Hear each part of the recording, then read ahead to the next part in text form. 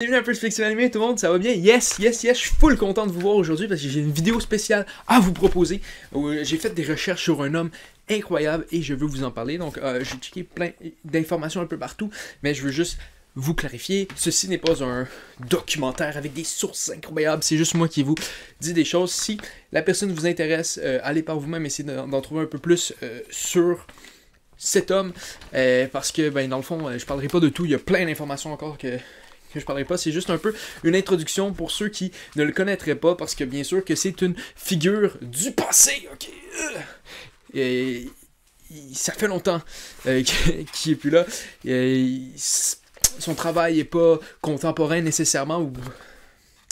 Oui, il y a eu des trucs jusqu'à récemment, des adaptations de ses œuvres en films récents, mais il n'est pas dans l'imaginaire collectif quand on parle nécessairement de ce médium-là. En tout cas, pas ici, au Québec et dans la francophonie. Je pense que c'est pas un personnage qui est très parlé, et je parle ici de Osamu Tezuka. Donc aujourd'hui, c'est la date d'anniversaire de Osamu Tezuka, et mais je suis là comme pour vous en parler parce que je trouve que c'est un moment d'honorer quelqu'un qui a vraiment marqué les mangas et les animés. Et ici, on est une chaîne de mangas et d'animés, donc oui, on va parler de quelqu'un qui a poussé ça encore plus loin, et exactement, on va parler de ça.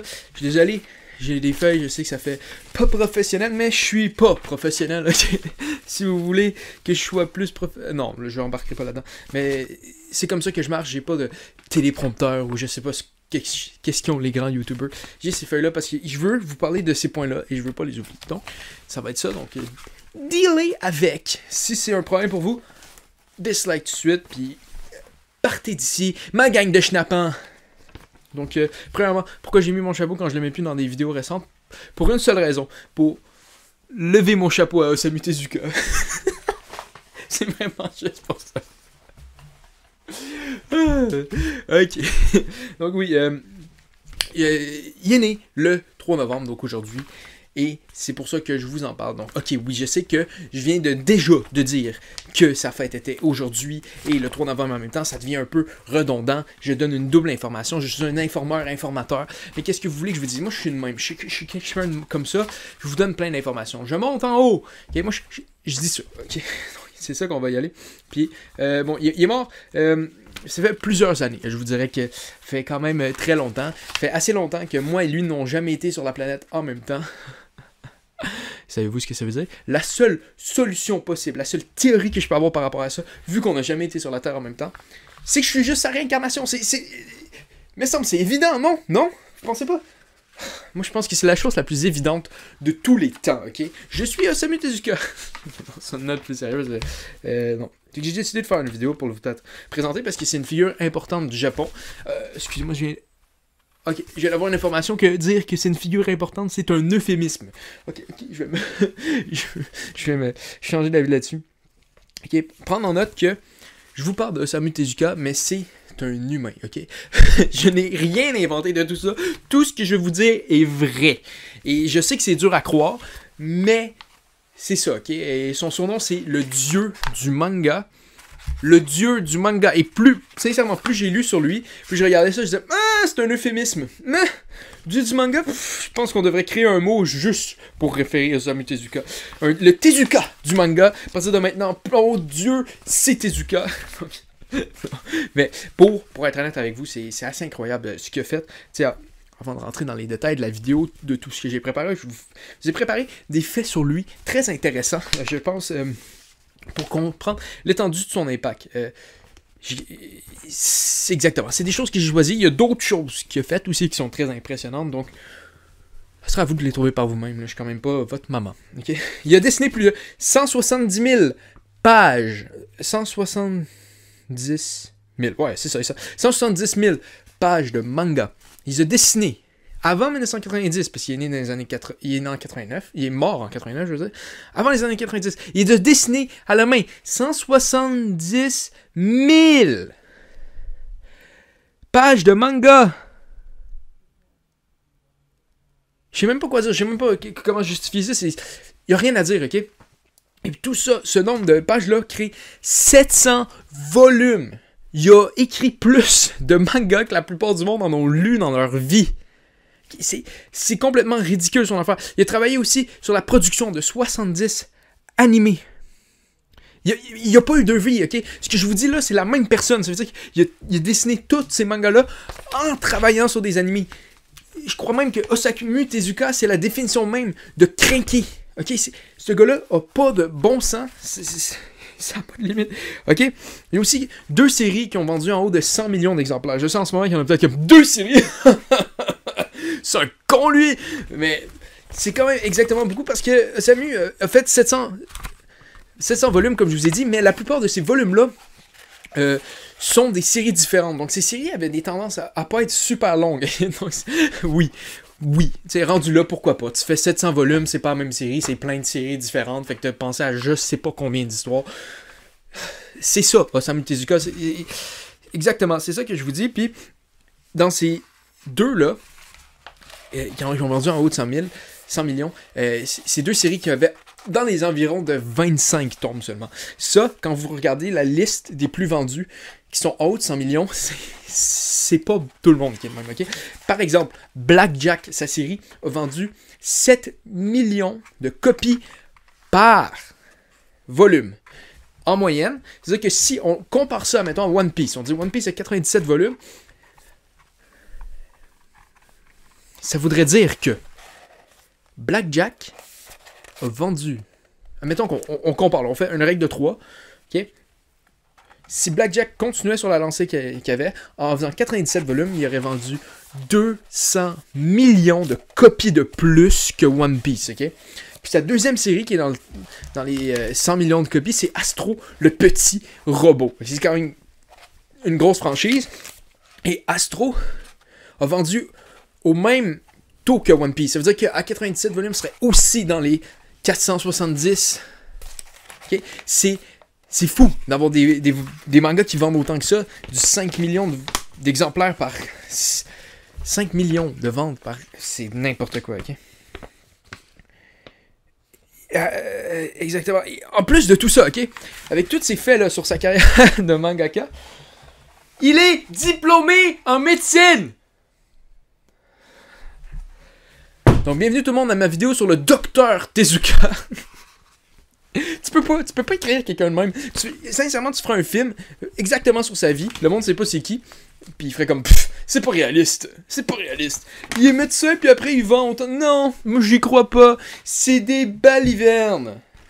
Quel beau mot, balivernes.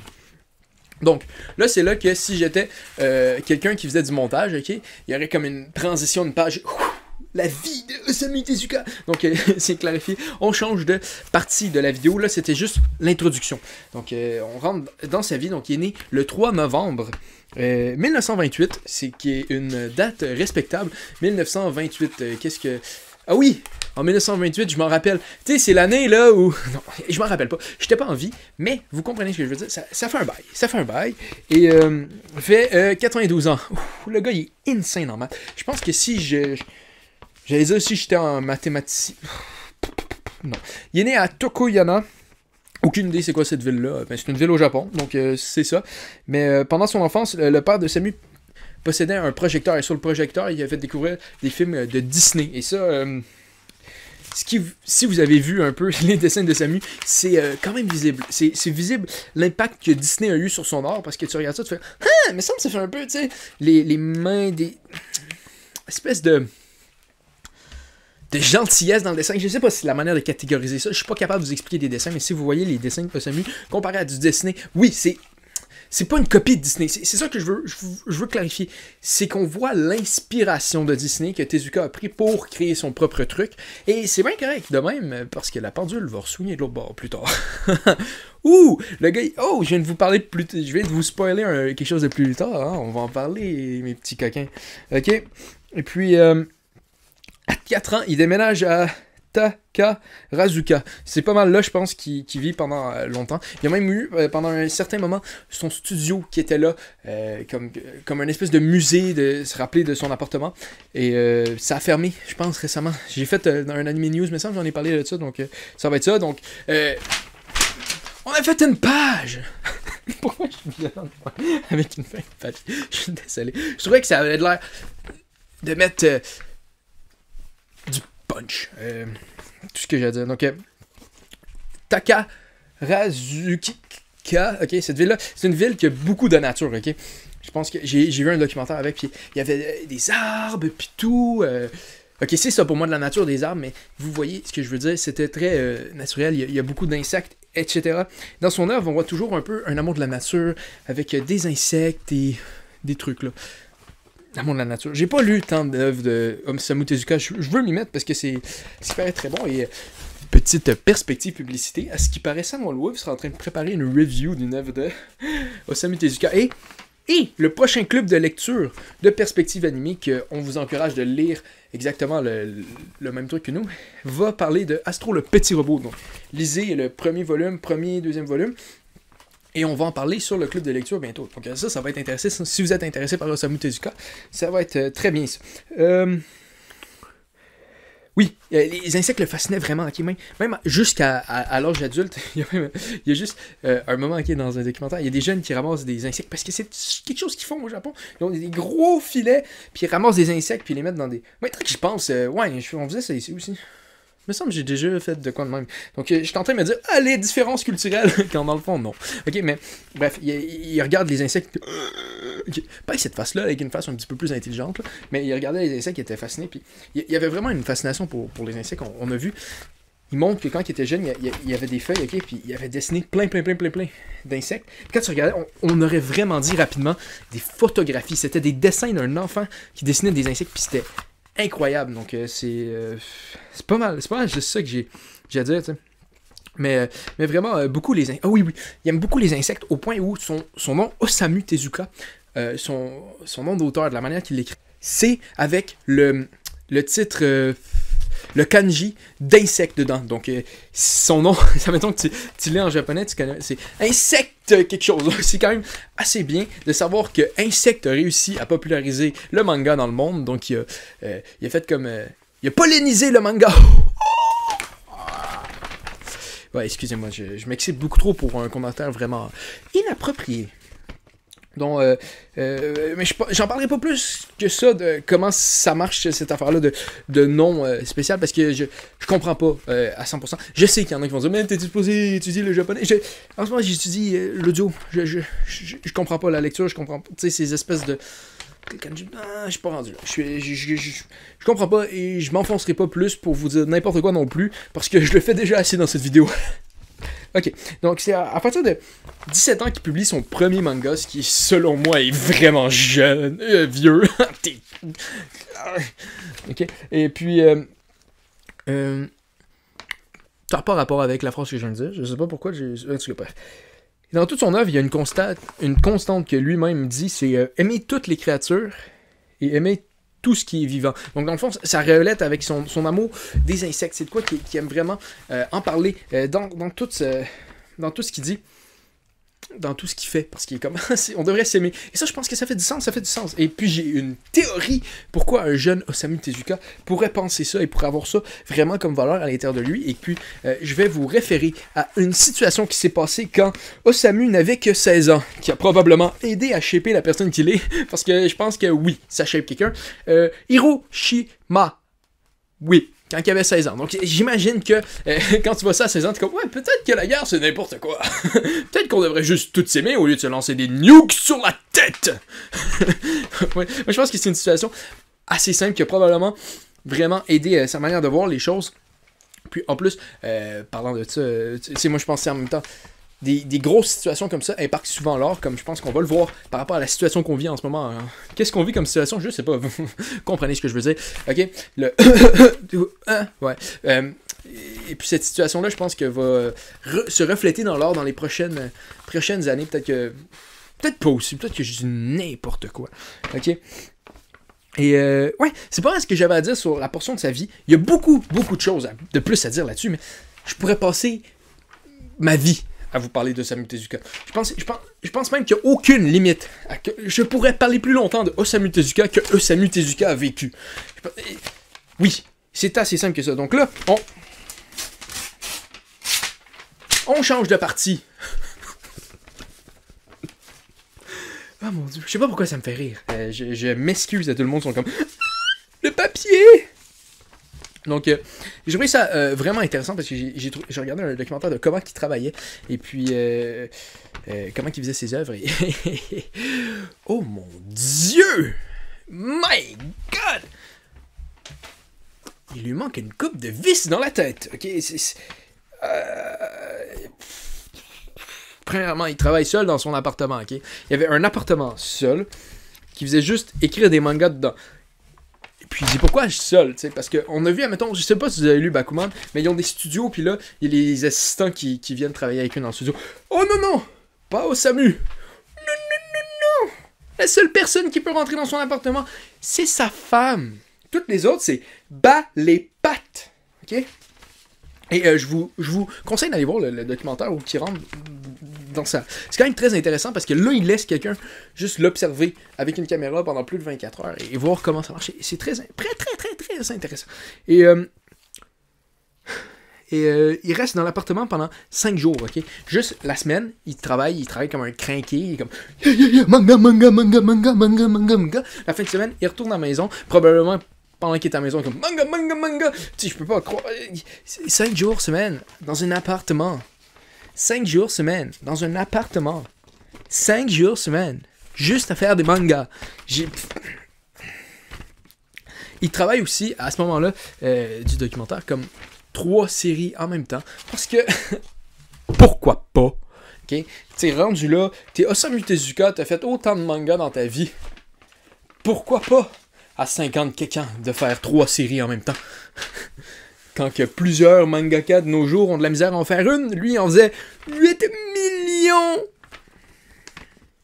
Ok. Et, parce que oui, je sais que, à la fin de la visite, ah oui, mais là, tu sais, il était à la fin, il voulait faire ses trucs. Il en faisait plus avant que 3. Ok. C'est du gros n'importe quoi le nombre de séries que cet homme-là produit. C'est quelque chose, ok?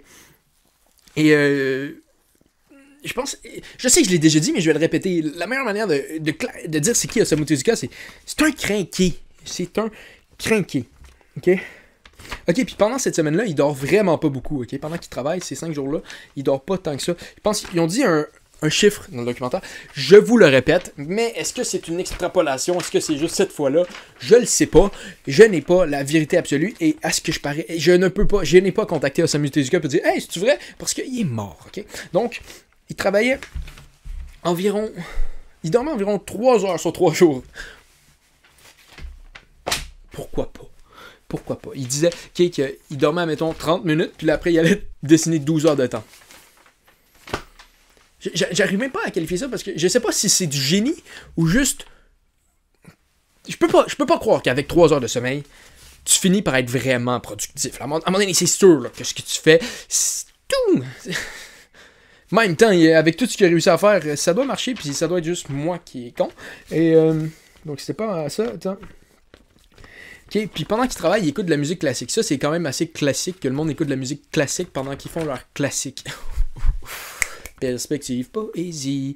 Mais non, sincèrement, c'est des trucs que je pense, tu vois, souvent, le monde met de la musique classique, ça les met dans un mode de création. Donc, il y a ça. Et des fois, ils regardent un peu la télévision. Et ça, ben, j'ai une théorie par rapport à ça. Parce que quand tu fais juste des mangas pendant 12 heures, à un moment donné, ben, peut-être que ton cerveau, quand tu penses et tu regardes un petit peu quelque chose, ben, il pense à autre chose. Puis là, ça fait sortir une idée. Parce que peut-être que c'est un peu craqué de faire 12 heures de dessin de suite.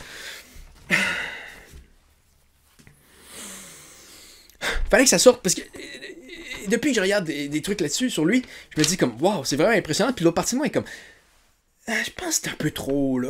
Je pense que 12 heures de temps, est comme, mon Dieu. Puis, ouais, puis, il mange pas aussi de gros repas. Il mange pas, il veut pas avoir le ventre plein. Il dort pas, il mange pas assez. Puis, comme, il arrive à créer tout ce qu'il crée. J'arrive pas à comprendre. Ma vraie question, c'est, admettons qu'on lui avait donné une seule série, on l'avait nourri, puis tout ça, est-ce que ça aurait été incroyable ou c'est parce que c'est ça qu'il faisait que c'était... Ben, lui, sa théorie, c'est que ce qu'il faisait qu'il faisait du bon travail. Peut-être lui, c'est ses conditions à lui, je sais pas. Il mangeait, mettons, des boules de riz pour avoir faim, parce que selon lui, le manga est un art affamé. Donc il faut que tu aies faim pour faire des bons mangas. J'aimerais ça vous faire une blague par rapport à ça, mais on dirait que c'est une blague en soi. je sais pas quoi dire de plus que c'est un peu niaiseux, non? Et bon. C'est un grand... Il a fait beaucoup de mangas, et à un moment donné, je pense qu'il faut respecter ça. Je pense qu'il doit savoir plus de ce qu'il parle que moi. Donc, cette fois-ci, c'était moins violent. J'étais quand même random. Donc, j'ai vu aussi, dans un autre partie de quelque chose que je regardais, c'est une personne qui travaillait avec lui qui disait « Osamu, il voulait vraiment pas être le deuxième. Là. Lui, il voulait tout le temps être le premier. Là. C'était pas assez le deuxième pour lui. » J'avais comme pas besoin que tu me le dises pour le comprendre. Non, sincèrement. J'avais pas besoin de me le faire dire. Le gars, il ne travaille pas autant qu'il travaille pour être... Quoi? Pourquoi? Une raison pourquoi tu travaillerais autant que ça, c'est que tu vas être vraiment bon, non? Je sais pas, on dirait que... Moi, j'ai entendu ça, j'ai fait comme... C'est un peu clair, non? Non! Il y a juste moi. Avec tout ce que je vous ai décrit là tantôt, le nombre de séries qui a travaillé, tout ça, le gars voulait pas être premier. Ok? Bon, sur une autre note, ok, je veux passer à un autre truc. Il y a un moment dans ce que je regardais où son éditeur, un de ses éditeurs, faisait des commentaires sur Osamu qui m'ont un peu flatté le poil dans le mauvais sens du poil, comme ils disent, ok? J'étais un petit peu comme, hein? Quoi? Okay? Je vous jure que si ma télé n'avait pas été une télé, mais bien la personne qui parlait, je l'aurais... Ça n'avait pas de sens, ok? Premièrement, il disait que Osamu n'arrive pas avec ses deadlines, faut toujours que tu le pousses, Puis il parlait avec une espèce de dédain de la chose que j'ai comme... Je sais que ça n'a pas rapport avec Osamu, ce que je parle en ce moment, mais j'ai besoin de le sortir de mon système. Mais c'est parce que c'est un humain, puis toi, tu veux le pousser encore plus. Tu réalises qu'il fait 3 séries en même temps, ça se peut qu'il pogne pas les deadlines parce que c'est un peu fucking trop. Non? Et comment il marche pas les deadlines? Ça n'a pas de bon sens. C'est comme... C'est quoi? Je suis désolé, mais c'est normal. Il y a des journées qui devaient dessiner 20 pages de manga par jour. Et des fois plus. OK? 20 pages de manga, c'est un chapitre de One Piece. Non. C'est pas un chapitre de One Piece. C'est plus qu'un chapitre de One Piece par jour. Puis après, t'es comme, il met pas ses deadlines. Puis il y avait une espèce de manière d'en parler comme si c'était un objet qui m'a vraiment... Mais je trouvais ça extrêmement dedans. Parce que c'est une personne à l'arrière de ça qui travaille puis qui fait ses trucs. Et après, il disait, il est dur à travailler avec si tu mets des commentaires puis tout ça. Puis c'est comme... Ça, là, c'est un commentaire, je pense, des fois, quand tu regardes du monde qui ont vraiment été au top, il y a du monde juste un peu en dessous qui dit qu'ils sont durs à travailler. Et je pense que c'est parce que quand tu arrives au niveau de Osamu, ok, il y a un certain niveau que tu veux atteindre. Donc, t'as pas le goût que le monde fasse à moitié ce qu'il devrait faire quand toi, t'es en train de vraiment pousser le plus loin possible. Et je pense que c'est juste une manière logique de le voir. Quand t'es là, tu forces le plus, tu fais tes trucs et tout ça. Et en plus, il fait un manga à Osamu Tezuka, puis là, admettons peut-être qu'avec son assistant, il fait de quoi, ça n'a pas d'allure, puis il demande de le refaire.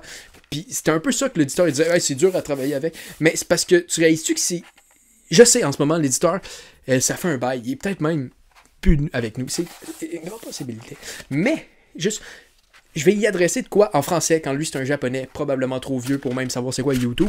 Mais tu réalises là qu'à la fin de la journée, la personne qui est attachée au manga, le nom que tout le monde pense au manga, si c'est pas de qualité, c'est Osamu Tezuka. C'est pas l'éditeur, c'est lui qui pogne le blâme là. C'est pas l'assistant, c'est lui qui pogne le blâme si c'est mal fait. Fait que je trouvais ça, j'ai vraiment besoin de vous en parler. Je ne comprenais pas. J'étais devant mon ordi en train de faire, mais qu'est-ce que je vois? On dirait quelqu'un qui regarde juste son nombril et qui dit que toutes les autres sont fucking pas aussi bons que lui. J'ai regardé ça et je vous ai dit, j'ai comme punché mon wall et j'étais comme, wow, un petit peu d'empathie, mon gros fucking dégueulasse. Ok, bon. Maintenant que j'ai fini de parler à quelqu'un qui ne m'entend pas, on va reparler de Osamu Tezuka.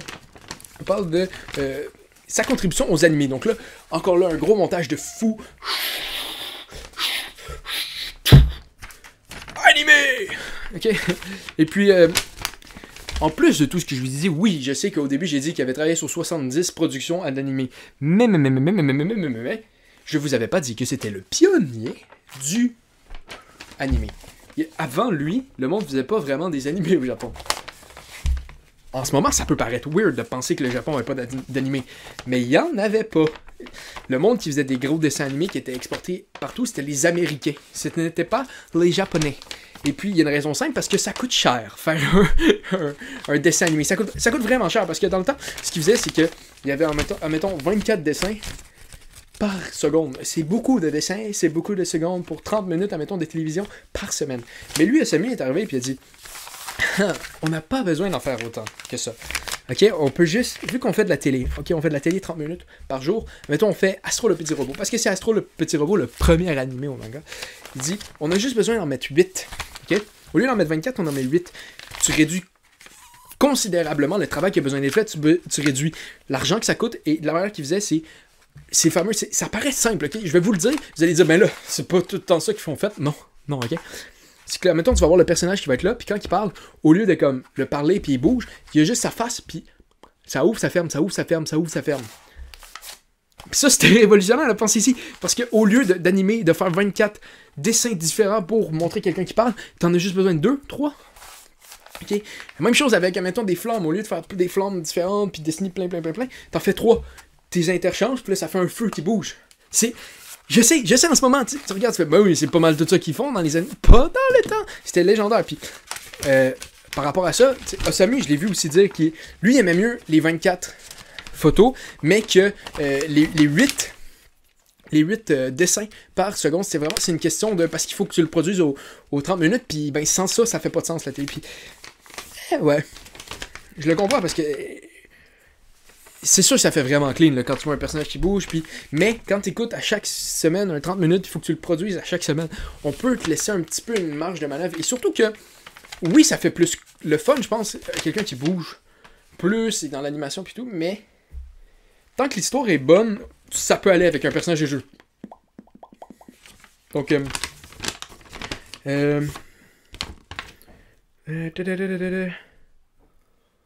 oui. Puis c'est assez incroyable par rapport à ça, qui a fait ça. Puis j'ai vu une personne qui a travaillé avec lui qui disait que lui, la manière que Osamu marchait, puis que je trouve que c'est probablement la manière de marcher. T'sais. Au lieu de se demander, on fait les dessins et on travaille là-dessus, lui, il partait de c'est quoi l'histoire, c'est quoi qu'on fait, donc comment qu'on peut le faire le plus facile. Donc c'est comme ça qu'il a réussi à trouver ça. Donc on veut que, mettons, Astro ait l'air de parler. On a-tu besoin qu'il dessine tout pour le parler? Non, on a juste besoin on voit sa bouche bouger. C'est tout ce qu'on a besoin pour pouvoir parler. Donc ça, c'était ça que j'avais à dire là-dessus. Et aussi, tantôt j'ai fait un petit hint. Et là, revoici, monsieur. Aussi, c'est aussi lui qui a créé le premier animé en couleur avec le roi Léo, qui est un animé d'un jeune lion qui vit seul dans la jungle, mais qui est comme le roi de la jungle. Et en anglais, savez-vous comment s'appelle le fameux lion, au lieu d'être Léo comme en français? Kimba. Ça ressemble à un certain lion de Disney, je pense, non? Simba, oui, vous l'avez eu, le roi lion. Et selon plusieurs, c'est assez... le roi lion est assez inspiré visuellement de Kimba, de White Lion, et puis c'est assez simple. Vous pourrez aller voir vous-même sur YouTube, il y a des compilations de shots et tout, puis c'est assez clair. Mais, je dis pas que... Je dis juste que... Tu sais, l'histoire est différente. C'est visuellement que ça se ressemble, et je dirais à ça, tu sais... Ce qui est le plus fâchant un peu là-dedans, c'est que Disney sont comme, on sait même pas c'est qui. Ils sont seulement comme, on sait pas c'est qui Tezuka. Non, on l'a même pas copié. Non, arrêtez de dire ça. Comme, faites juste l'accepter. Surtout que le monde qui représente Osamu Tezuka, parce que le roi lion a été fait avant qu'il parte, ils ont dit, on poursuivra pas Disney parce que Osamu aurait été flatté de voir qu'ils se sont inspirés de lui, mais juste de pas accepter c'est une inspiration, c'est un peu weird. C'est comme, le roi lion, c'est un petit peu à blette là, non? C'est un petit peu l'histoire d'Hamlet avec les visuels de... En tout cas. C'est ce que j'avais à dire là-dessus. Donc, oui, ses dessins étaient un petit peu inspirés de Disney au début, mais Disney après a fait comme « Oh, c'est intéressant ça! » Donc, c'est ça. Allez vraiment voir. C'est assez impressionnant les similaritudes. Donc là, c'est là qu'on fait la fameuse fin de la partie sur les animés. Et là, on fait titre, conclusion. Donc voici ma conclusion par rapport à tout ça. Mesdames et messieurs, je vais vous la lire parce que je veux ne pas me tromper. En ayant vu tout ça sur Osamu Tezuka, je peux vous dire une chose, le titre de dieu du manga semble la bonne manière d'en parler. Et puis avec tout ce que j'ai vu, et Dieu du manga est la bonne manière de référer à lui. Il y a tellement de choses dont j'ai pas eu le temps de parler. Par exemple, c'est lui qui a été le premier à faire un manga Neketsu. Et oui, Neketsu, qui est chaud bouillant, qui est une catégorie de manga très populaire. Et si vous vous demandez, mais c'est quoi Neketsu? Nous avons une vidéo sur la chaîne qui s'appelle C'est quoi Neketsu? Et c'est ça, c'est plus loin. Et donc, oui, c'était une petite perspective publicité. Ben, je vais vous laisser sur une chose qui a dit, que je crois qu'il décrit le mieux cet humain-là. C'était un moment un peu de vulnérabilité dans sa vieillesse, quand il avait la misère à dessiner. Il n'était plus capable de dessiner autant, puis il dit « Des idées, j'en ai plein. Je pourrais les vendre à rabais. » On vient avec ça, tiens, un homme qui avait trop d'idées pour le temps, seul dans une journée. Puis je pense que c'est la meilleure manière de finir sur Osamu Tezuka, c'est ça. Donc, merci, Docteur Tezuka, et bon anniversaire. Wow. Wow. Arigatou gozaimasu. Arigatou gozaimasu. Tezuka-san. Tezuka-sensei. Ok. Donc, si vous avez aimé la vidéo, mettez un like. Si vous n'avez pas aimé la vidéo, mettez un dislike. Si vous avez comme capoté sa vidéo, mettez un like. Enlevez votre like et remettez un like. Si vous avez capoté, abonnez-vous à la chaîne. Si vous avez capoté, parlez-en à tout le monde que vous croisez. Perspective animée. Vous allez à l'épicerie. Ils disent, qu'est-ce que tu as fait aujourd'hui? Perspective animée. Dites-le à tout le monde, ok? Donc, c'est ça que j'avais à dire là-dessus. On se revoit à la prochaine, mes amis. Ou pas.